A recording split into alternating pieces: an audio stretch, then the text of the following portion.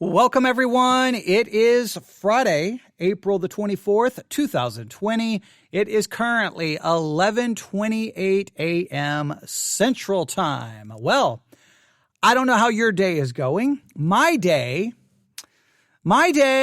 just got very frustrating. Okay, for those who do not know, I'm broadcasting to you live from Victory Baptist Church, located here in the middle of nowhere, Texas. And because my church is located in the middle of nowhere, Texas, I don't live anywhere near my church because I don't live in the middle of nowhere. I live in Abilene, Texas, which is about a 20-minute drive back to my house. So I got up this morning. I got all of my materials, my tools, my microphone, my laptop, Bibles, iPad, everything. I gathered it all together, got in my car, drove here.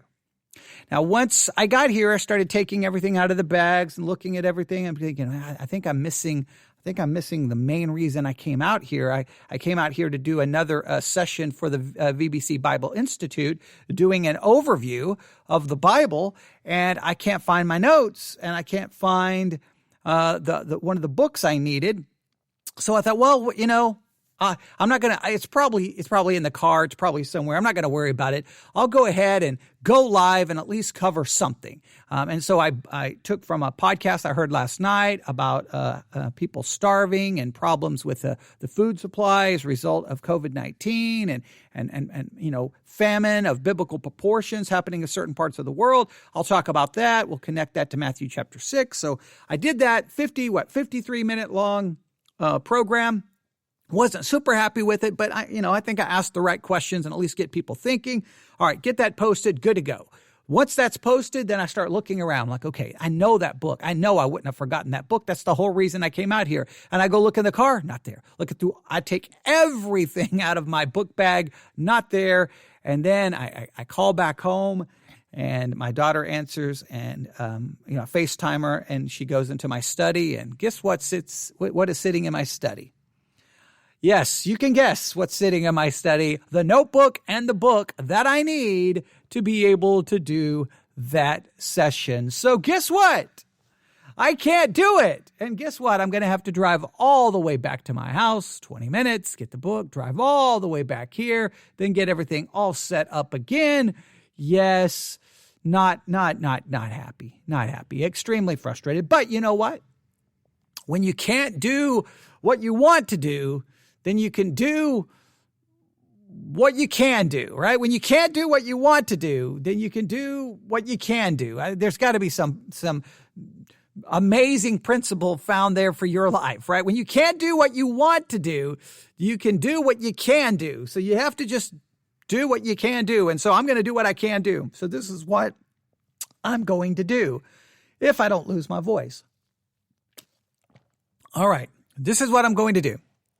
On Friday of last week, this is Friday this week, Friday of last week, I get an email from the Discover the Word podcast. Now, I subscribe to that podcast, and I signed up for their weekly email. And what they do, if you don't know, well, let me explain Discover the Word podcast. You should subscribe to the Discover the Word podcast. You really should. I don't always agree with their theology. I don't. It's very much in mainstream, modern evangelical. It's kind of right there in that mainstream evangelical world. So I have certain issues with it. But I do like what they try to do. They Monday through Friday, they create basically a small group Bible study is what they try to do. It's about 15 minutes long. There's a group of people on the podcast, and they work through, the study of a text of scripture, whatever, et cetera, et cetera. So it always gives me something to think about and something that I can then take and do my own study. So I do appreciate that. We have listened to some of their episodes before, and I always tell people to subscribe. But not only can you subscribe to their podcast, on their website, you can subscribe for a weekly email. And this is what they do in their weekly email. It's really a good idea. On Friday, they will send out an email that gives you the topic that's going to be discussed for the upcoming week with a study guide in a PDF format. So it's free. I appreciate a ministry doing that for free. I appreciate what they try to do. So last Friday I looked and I'm like, oh, They're going to be talking about discipleship all next week. Note to self, I want to listen to that. So I tried to remind myself to listen because I try to listen. But then I thought, wait a minute, I don't want to listen because if I listen prior to using it, because I kept telling myself I could use this for the Theology Central podcast. I really could. I started thinking, I don't want to listen to it first because then my reactions will be rehearsed, and I don't like that. I like it to be real. But the subject of discipleship is one that I've talked about a lot and one that I continue to struggle with. So I thought that's what we'll do, at least for this. We'll listen to the first episode that aired on Monday of the Discover the Word podcast on their week-long series on discipleship. I don't know what direction they're going to go, but what I'm going to do is I'm going to start by voicing I'm going to give you my struggle with the whole subject of discipleship. And it really comes down to this. What is a disciple? Let me ask a question. Let me ask the question this way. Is a disciple and a Christian the exact same thing? Or are they different? Now, if you go back through the archives, either from the Theology Central podcast or the VBC podcast, you will hear I played some lectures from a Bible college on this subject because I've heard so many different perspectives on this. And you may think that there's just universal agreement on this within the Christian world, but there are not. So let me try to explain. So first I'll ask the question again. What is a disciple? Is a disciple and a Christian the same thing? Or is it possible for you to be a Christian and not a disciple? And then later on you can become a disciple. So are all Christians disciples? And if we say yes, how do we understand that? How do we understand that? If we say no, how do we understand that? Like, how do we deal with this question? And you may think, well, I don't understand the problem. Well, let me explain the problem to you. Problem is found in the Bible, all right? Luke chapter 14. Luke chapter 14, start in verse 25. Luke chapter 14, verse 25. And there went great multitudes with him, and he turned and said unto them. So you have all of these people there. They're following Jesus. And then Jesus turns and he speaks to them. And look what he says in Luke 14, 26. If any man come to me and hate not his father and mother and wife and children and brethren and sisters, yea, and his own life also, he cannot be my disciple. Now, it goes on to even add more things to it, but I want you to just really take a minute and really think about this, all right? Really try to wrap your mind around this. If that text is saying that you cannot be a Christian, we use the word disciple and Christian as being, the same thing. Now listen to me. Then what he is saying is that, hey, unless you hate, in other words, unless you love Christ supremely, unless you love God supremely, you cannot be a Christian.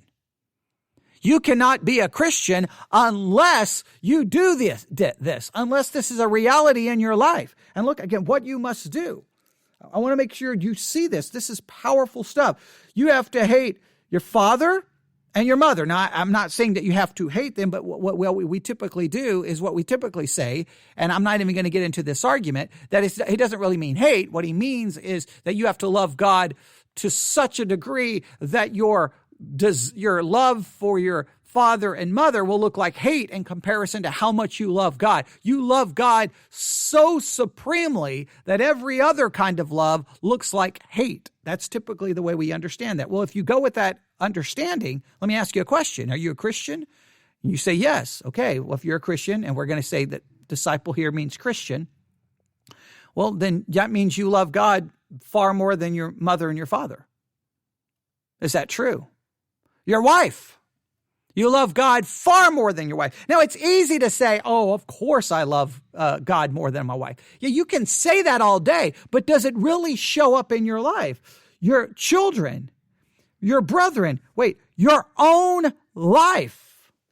Now, that's where you can start testing it.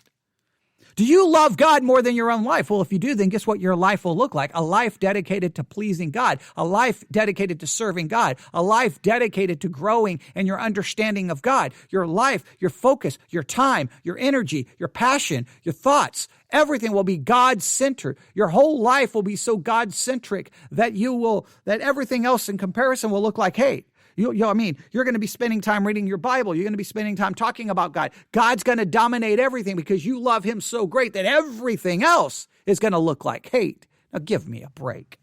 Give me a break. How many Christians even come close to demonstrating that? He continues.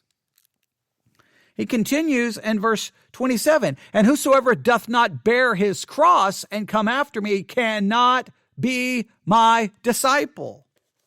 Hey, if you truly want to be a disciple, then guess what? You got to take up your cross. In other words, you have to die to yourself. Or you can't even be a Christian. If we use discipleship and Christian as being synonymous, then guess what?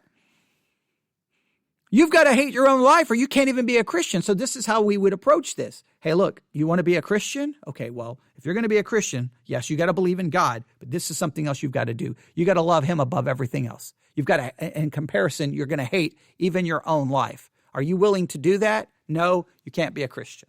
Oh, you have to take up a cross. What does that mean? You have to die to yourself, your will, your desires. Until you do that, you cannot be a Christian. Now, no, that is, if that doesn't sound work-based, I don't know what does. You can't be a Christian until you do these things. And then if you continue reading in that section, in fact, let me go back to it. In fact, this is how I was taught it, and this is why I walked around for a good portion of my young Christian life thinking nobody was saved, okay? And then one day I kind of realized, well, wait a minute, I don't think I'm saved then. I don't know if anyone's saved. But note what the text does. For which of you intending to build a tower sitteth not down first and counteth the cost, whether he hath sufficient to finish it? The rest of this is about counting the cost. So the way I was taught to do evangelism is, hey, you want to be a Christian? Well, you got to be willing to do these things. You've got to count the cost. I'm going to give you the cost of being a Christian. You count that cost before you decide to follow Christ. So to be a Christian means not only to believe, but you got to hate and you got to take up a cross and die. You love him supremely and you die to yourself. And if you don't do that, you cannot be his disciple. You cannot be a Christian. Well, that becomes problematic because then you look around and go, well, who actually lives this way? Who truly demonstrates this Monday, Tuesday, Wednesday, Thursday, Friday, Saturday, Sunday? Who demonstrates in this life? So that either what happens, you say that you fulfill these things, possibly deceiving your own self, or you lessen what Jesus is saying to something that means you just, you go to church and you do your best. That's not what Jesus is saying there. You cannot be my disciple unless you do these things. And he's not mincing any words there. Those are powerful statements. And the reason they're so powerful is he then tells you better count the cost. You better consider the cost. In other words, those two requirements, they include a great cost, a great expense. So if you make them two together, then listen, this today, if those things don't describe you, you're not a Christian. Now, if we separate them, then what Jesus is saying, hey, there's one thing to believe in me. There's one thing to trust in me. There's another thing to be my disciple. To be my disciple is something different. Are they the same or are they different? These questions constantly bother me and trying to figure it out. So anytime I see that there's going to be a discussion about disciple or discipleship, I want to listen to it. And then there's another thing we have to consider. All right. So first I have a question about discipleship. What is a disciple? The second thing I have is, how should we do discipleship? How should it be done in the church? How do you disciple people? Right? How do you do it? I think a lot of discipleship should occur from the pulpit. I think there. And what's included in discipleship? Is it just, here are the 10 basic things you're supposed to believe in Christianity? What does discipleship really look like? When we think of the disciples, they spent 3 years with Jesus, walking, talking, questioning, struggling, that looks like a far different discipleship program than what churches do. Become a disciple in 6 weeks with 6 easy steps and bring some coffee and get a donut. We're going to do discipleship today, all right? And then you just sit there and listen. Rarely, no real assignments are given. No real hard work is given. You just kind of come to a class for 6 weeks and bump-ba-dum-ba-dum, you are a disciple now. Okay, so have we taken the word disciple and so cheapen it that it doesn't mean anything that what Jesus seems to be implying here? See, even those who say a disciple is something different than being a Christian, we've so reduced it that it doesn't really mean anything. It's like, you're a disciple, I'm a disciple. It doesn't mean anything. All right? I've joked in some martial arts schools, I've joked about it. They give everyone a black belt. Everyone gets a black belt, right? If you pay enough money and you come to class enough, you get a black belt. And I've always said it shouldn't be that way. Some people, I don't believe, possess the ability and the athletic ability. They don't possess the skill to be a black belt. You shouldn't just be able to purchase a black belt because you can, and they make the tests so that ultimately everyone's going to pass it, even though they try to give you a feeling that you're not. Everyone ultimately passes it. I've seen black belts in martial arts schools that you're like, that's a black belt? Look at that kick. Look at that punch. That's a joke. They'd get killed if they got in a fight. Right? That's you reduce the meaning of being a black belt to nothing. It means nothing. In my theory, martial arts, I hate the belt system. I think the belt system should be obliterated. But the reason the belt system is so popular in America is because Americans need to feel like that they've accomplished a goal so that they will continue. If they don't have a belt to achieve, then they'll just quit because they don't feel like they're getting something. But I've said, what's the point of a belt? Every martial arts school I've ever been in, the instructors always get mad at me. They're like, you've been that belt for 2 years. I'm like, yeah, because I don't care about advancing in a belt that's worn around my waist for class. I care about possessing a skill that if I ever needed to use, I could actually utilize it. So I would say a belt, like one belt for 3 years. And like everyone I joined, like when I joined that school, all the people who joined with me, they're like, by the time I'm test for my first or second belt, they're like, almost to they're and some of them already become black belts. They've gone from where I was to a black belt, and I'm still like, a yellow belt or whatever color system used in whatever school that I went. And then other people would join, and they would be it was just crazy how many people would join and pass me. But then when I would spar them or have to do some kind of skill training with them, I would look at them like, you're a joke. You've got that belt on, and I literally would kill you if we got in a fight. What? That's not, what's the point? The point was you kept testing and paying money so the school got more money, and then you get a little belt and convince yourself that you're now ready to go. No, that's reducing what it means to be that belt. There's got to be a skill there. Well, I think what we've done with discipleship, we've reduced it to almost a term that doesn't mean anything. I'm a disciple. I'm a Christian. I'm a disciple. Yeah, but Jesus says if you're a disciple, you're going to do this and this and this and this and this. And if you're not doing those things, you cannot be his disciple. Jesus makes it like very clear. So here's our struggle. If we say that a disciple and a Christian are the same thing, we have to reconcile how that doesn't become a works-based system. And we then have to reconcile how then all these people who claim to be Christians, we would have to really inform them you're not a Christian because you don't hate your mother, father, your child, and your own life. And you're not clearly taking up your cross because you're living for yourself every single day that I see you. Or 2, we have to tell people, hey, yes, even though that being a Christian and being a disciple is separate, well, we got to make sure people understand that call for discipleship is a costly one, and we don't have a little discipleship class that's not costly and doesn't emphasize that cost. And we say, look, if you're going to take this class on discipleship, you're not going to actually be a disciple unless you meet this criteria. And we should make the class maybe a little bit more difficult than, donuts, coffee, and, learn a little principles about being a disciple. Because Jesus seems to imply that it's a costly thing. It's not costly to come to a little class on discipleship and then pretend you're a disciple. So we've got to figure out exactly what it means. We got to figure exactly how we disciple people. And I think anytime I raise this question, people act like, well, you're just you're just making this more complicated than it is. I don't know. Jesus seems to make it very complicated in the sense that he makes that very difficult. Look up look up how many times in the New Testament where Jesus says, you cannot be my disciple unless you do this. You cannot be my disciple unless you do this. You cannot. And you're like, well, man alive. Then who's a disciple? And then even a better question, if we make those synonymous, who's a Christian? You'll come to the conclusion, like I used to believe that way, and then ultimately you start drawing a circle, a smaller and smaller, and saying, well, the only people who are in this circle are and the next thing you know, you realize you don't even meet the criteria. And then you're like, well, then no one's a Christian.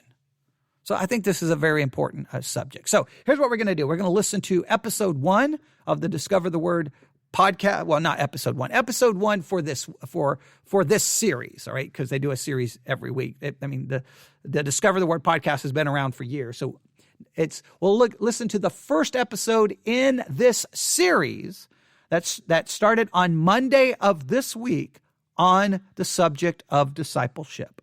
I'm probably going to interrupt 15,000 times. I may find myself, people sometimes laugh at my reactions. Some people refer to them as rants, which I take great offense to. I do not rant. I provide careful and thoughtful, unemotional analysis. Okay, all right, maybe that's a lie. All right, but here we go. Let's listen. Now you kind of know my struggle with discipleship, and we'll see how they handle it. Here we go.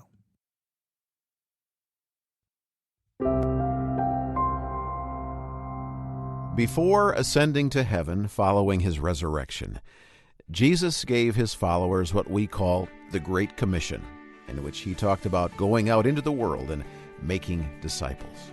Discipleship, the foundational topic for those who follow Christ. But over time, have we lost sight of at least some of what Jesus had in mind? Our guest on Discover the Word for the next couple of weeks, pastor and author Robert Gelinas. One thing. Now, I just want you to consider that if it's our commission to go and make disciples, then we got to know what that means. We got to know, okay, so that means to go and make Christians, and then whatever the Bible says about discipleship is what's required for someone to be a Christian, or we go and preach and teach, someone believes and becomes a Christian, and then once they become a Christian, then we move them and we work to make them a disciple. Well, then we have to make sure we know exactly what a disciple is as we try to make them one, and we got to figure out how we do that. See, if this is even a part of our commission as a church and as Christians, we've got to have a clear understanding of this. We'll see if this podcast clarifies this in any way, shape, or form. All right, let's continue. I care deeply about is this thing we call discipleship. That's a concept that Jesus gave us. And yet, over the years, as I studied and wrestled with it, I became convinced that discipleship as we know it is not the same as discipleship as they knew it. And so for the next couple of weeks, we're going to talk about discipleship and what it might mean to be discipled by Jesus.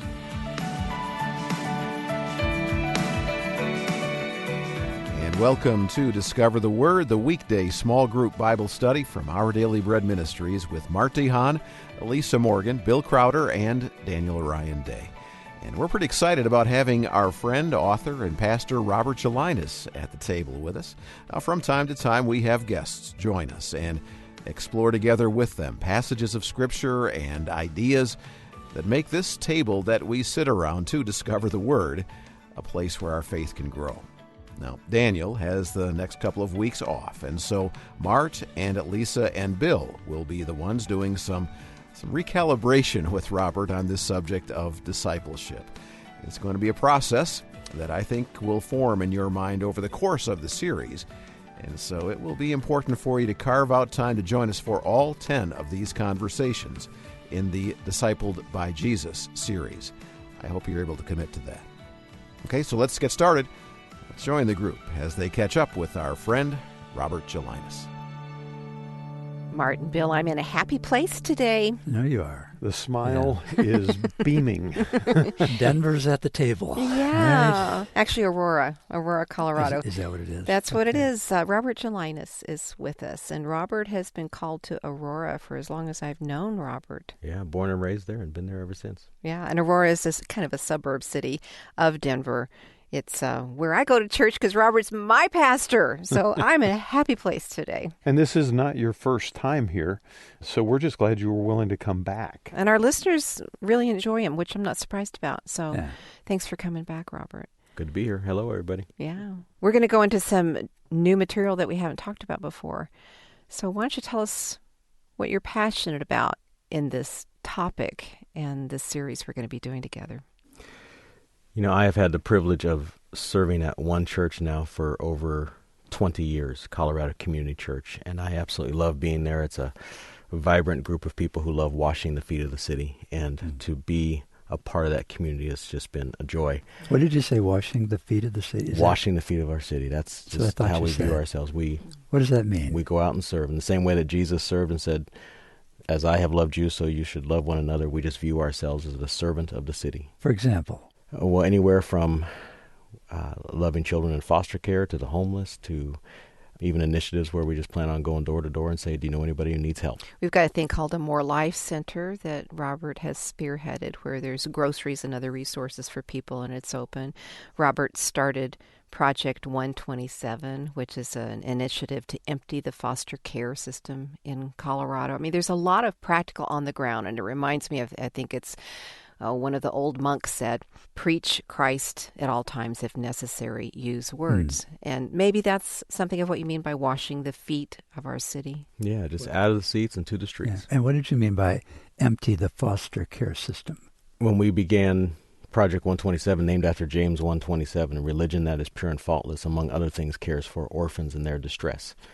And we had 875 children who were legally free in the foster care system. That meant they could go to a home if only there was a home for them. And there are 1,500 churches in the Denver metro area, which means that if every church took one child, you'd have a waiting list of families, but not a waiting list of children.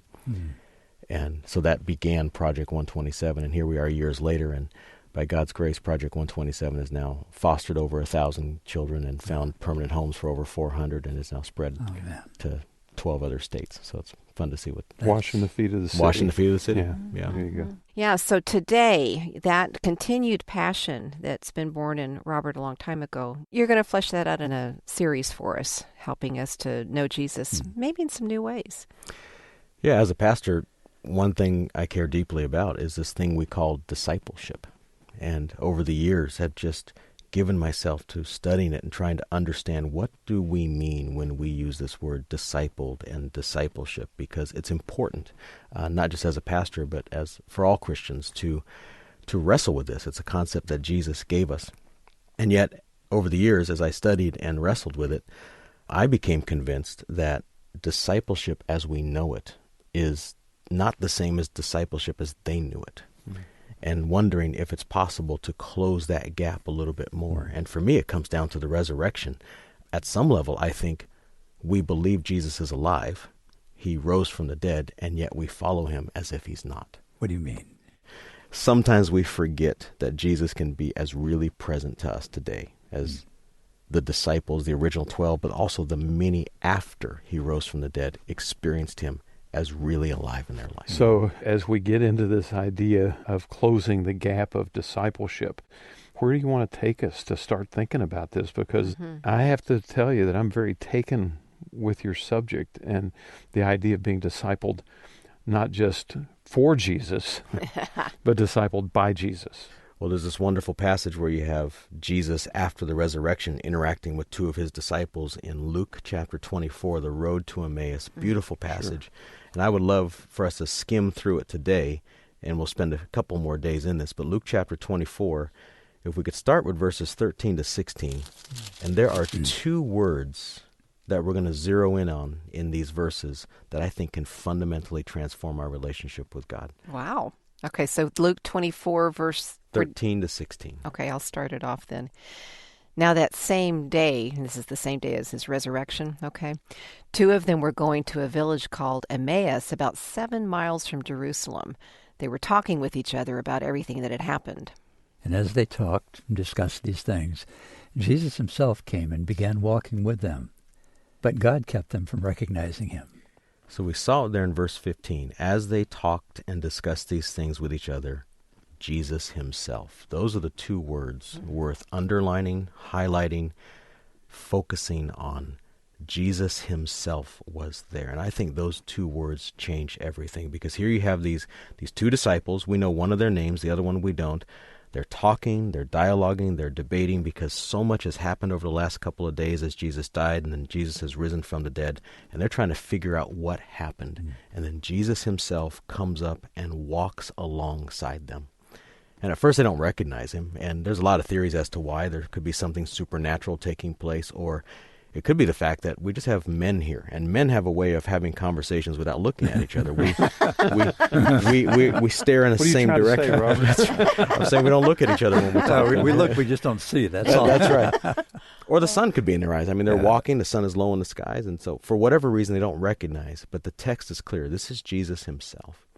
And not only does he walk with them, but look at verses 17 to the first part of verse 19. I'll pick it up. And Jesus said to them, "What are these words that you're exchanging with one another as you're walking?"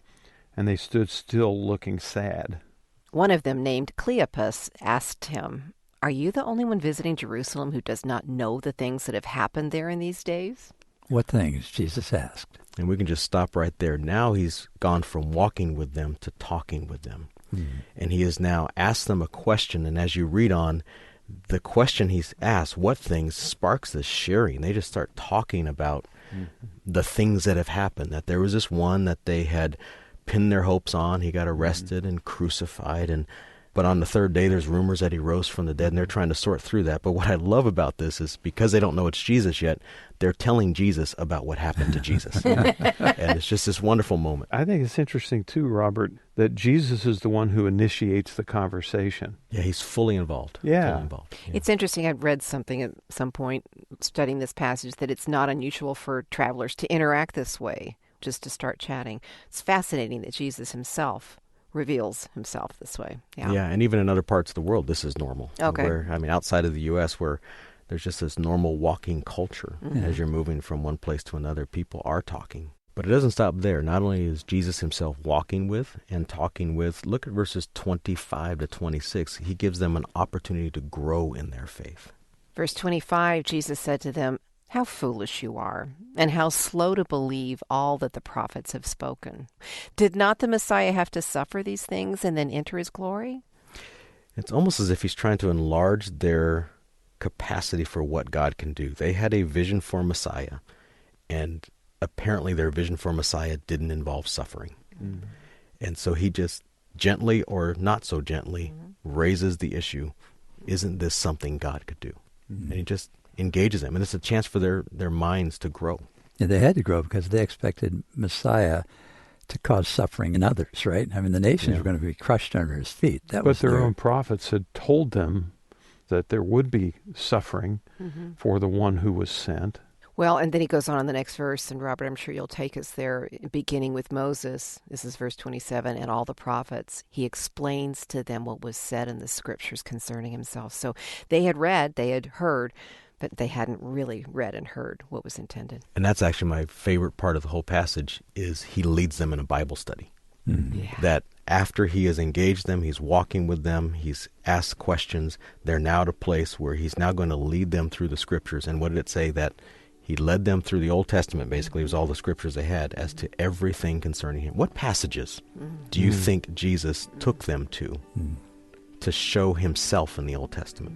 I would think Psalm 22. Isaiah 53, yeah. But what I hear you saying in all of this is you believe that that kind of experience on that road can somehow be translated into our lives. I do, because what we see with Jesus is he discipled the 12, but there was also a crowd going with him who also was experiencing this discipleship from Jesus. And then as soon as he rises from the dead, he continues on what he was doing before. And even after the ascension, as you go through the New Testament, his discipleship activity does not stop. Now, I will let them finish up and offer any commercials they have, promote any of their products, anything along those lines, because obviously I'm using it to analyze. So I'll let them, do whatever they need to do. But I would, again, tell you to subscribe to their podcast. I mean, this is a 2-week series. Obviously, I'm not going to play all 10 on here. But the thing that kind of it's kind of an interesting way they start. They start with this passage. It's not the passage I would have started with, right? So they're kind of focusing on the process. The process of discipleship is discussing, talking, learning with Jesus. I don't know exactly what that means, but walking and talking and learning with Jesus, I would say that means walking and talking with Jesus as he reveals himself in his word. I mean, it's the only way that could work in our culture, because Jesus doesn't speak to us any other way other than through his written word today. All other previous means of revelation have ceased. Okay, I don't believe in any continuing things going on there, because then that destroys the power and the authority of God's word. Won't get into all of that. But what I thought was interesting is they're going to do a 2-week series on discipleship, what it means to disciple, what it means to be a disciple, and they do not start with the requirements that Jesus offers up himself. They don't start with when Jesus says, you cannot be my disciple unless you do this, this, this, this, and this. They don't start there. They start with this discussion here where Jesus is basically explaining to them what is happening. So is that really a passage about discipleship? Is it? It doesn't use it. I mean, it's not. Well, you got other passages where Jesus seems to be very clear. So I think it's interesting that they avoid the discussion of here are the requirements, or you cannot be my disciple, and go to this passage in the Gospel of Luke. I just think it's an interesting passage to go to. I wish I could say more. You can give me your thoughts. I guess I would challenge you to do this. What can you take? What can be correctly applied to our life from Luke?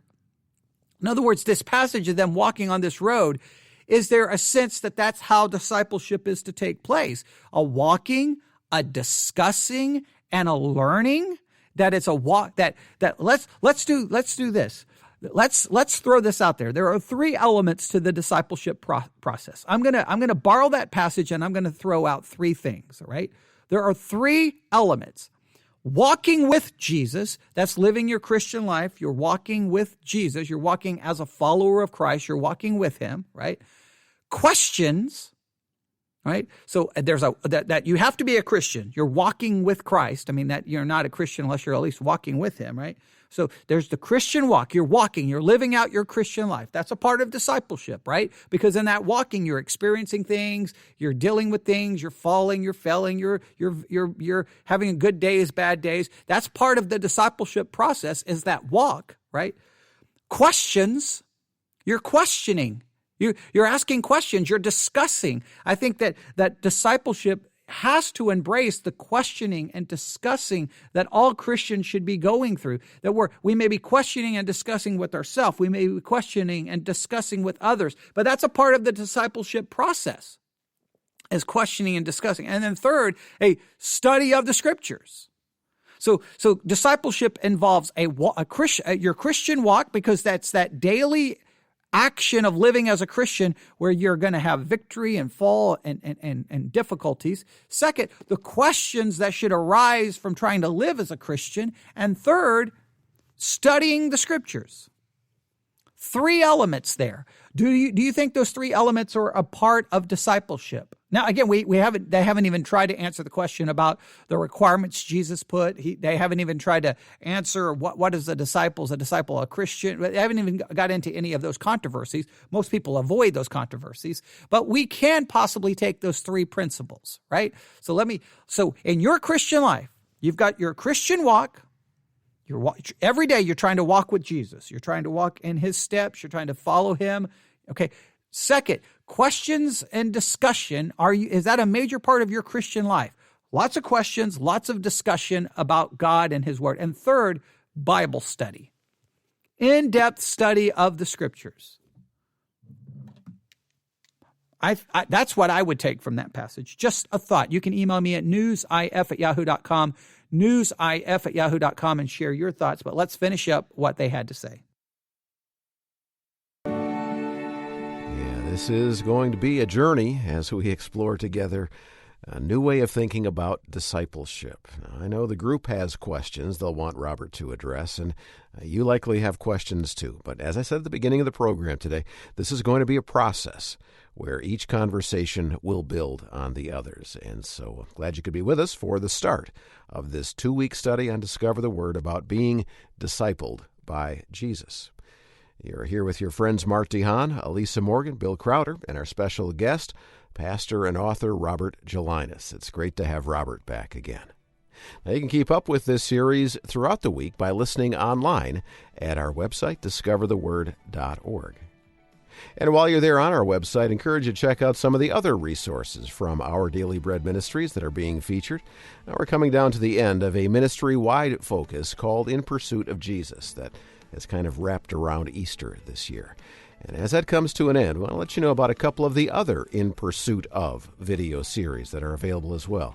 In addition to the In Pursuit of Jesus videos hosted by Rasul Berry, there are a couple of others available on DVD called In Pursuit of Paul and In Pursuit of Peter.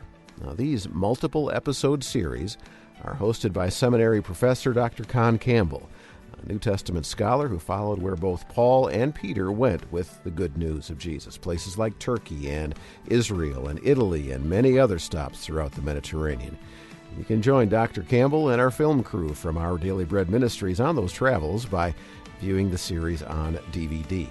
So look for the In Pursuit of resources when you visit our website at discovertheword.org. That's discovertheword.org. All right, well, I'm Brian Hettinga, inviting you to listen again tomorrow when Mart and Elisa and Bill welcome Robert Gelinas back to the table. Now, we often think of the original 12 disciples as the lucky ones. You know, they were the ones who got to walk with Jesus and be discipled by him personally. But as we'll explore next time, Jesus is ready and willing and able to do for us what he did for the 12. So we will see you back here Tuesday for more about being discipled by Jesus on Discover the Word. Discover the Word is provided by Our Daily Bread Ministries. There you have it. I still don't know why Christian ministries are selling DVDs. Who owns a DVD player in 2020? I mean, really, who does? You can do streaming and ultra high def 4K. Why? I mean, I don't. Maybe Christians still own DVD players. I think Christian ministries, you're going to have to find a new way to deliver your multimedia content. Like if you've got a great DVD series, you're going to have to find a way to get that on a streaming app so that people can download that streaming app for Apple Television, Roku, etc., or for a smart television. I mean, the DVD days are over. I mean, come on, Christians. Sometimes we're so far behind the rest of the culture, it's almost embarrassing sometimes. You know, what next? Hey, get our new teaching series on VCR, a laser disc. I mean, what? What do you know? It's 2020, okay? That we've got to find a new way to deliver content. So, all right. But there you have it. They didn't really go where I wanted them to go, but they did provide an interesting kind of they didn't even really break it down the way I did, but maybe in that passage in Luke, we do see kind of a process of discipleship, walking with Jesus, right? Walking, that's our Christian life, our daily life. That's discipleship occurs not just by being taught, but by what we experience, by our ups and downs, like trying to live out the Christian life, like dealing with issues and ethical issues and morality and temptation. That's where discipleship is occurring, is in life, where we're living. The disciples that walked with Jesus, the 12, they experienced discipleship as they walked with Jesus in those ups and downs and struggles. And they would go here and then, well, hey, there's this lady keep bothering us to be healed. And hey, what about, hey, keep the kids away from Jesus. And wait a minute, you want us to feed these people? We don't have enough food. That's where discipleship was occurring, is in everyday life. So I think we have to walk with Jesus. Second, their discipleship happened with questions. They asked Jesus all kinds of questions and discussions amongst themselves. We have to be questioning and discussing if we want discipleship. And then 3, Jesus taught the scriptures to them as he did those walking on the road of Emmaus. We need Bible study. So those three elements, how can those three elements play a more prominent role in your life as a Christian? And then however you define what discipleship is, those three elements obviously would play a central role in your Christian life. So there you go. I asked more questions than they attempted to answer, but we will work through at least probably four more of these, probably at least finish this week's worth of programs, and we'll work on that more and more. We'll just see. We'll just see how this all plays out. And of course, your feedback is always important. You can email me at newsif@yahoo.com, newsif@yahoo.com. But I would strongly suggest you subscribe to their podcast. It's only 15 minutes. You can listen to it anytime. Doesn't take a lot of your time. Discover the Word. It's put out by Our Daily Bread Ministries, and Our Daily Bread also has an audio devotional that you can subscribe to that's only like 2 or 3 minutes long if you're looking for some other podcast content. If you can't find any of them, email me and I will help you find them. Just tell me what podcast app you are using and I'll get you the link if it's available on that podcast app. If for some reason it's not, well, then contact them and tell them, hey, please get your content on this podcast app, all right? Because some ministries only focus on 1 or 2 apps, but they have a bazillion listeners. That's probably why I have to be on every app to try to find any listeners that I can. Right? Probably the difference in mentality there. All right, I'll stop right there. I will hopefully be back this afternoon to continue with the next lesson in the VBC Bible Institute and our journey through the Bible, which is what I'm supposed to be doing right now, but I left my material at home. So check out the VBC Bible Institute podcast, the VBC Bible Institute podcast. It is available on all podcast platforms. If you need to see where it's available, go to our website, vbc66.org, vbc66.org, vbc66.org. If you look at the menu, you'll see a podcast. You'll have them all listed there and all the places you can subscribe. You will see a tab for VBC Bible Institute, and it will show you all the different podcast apps that's available on. You can also listen to us live on the website. That's vbc66.org, vbc66.org. Please visit the website.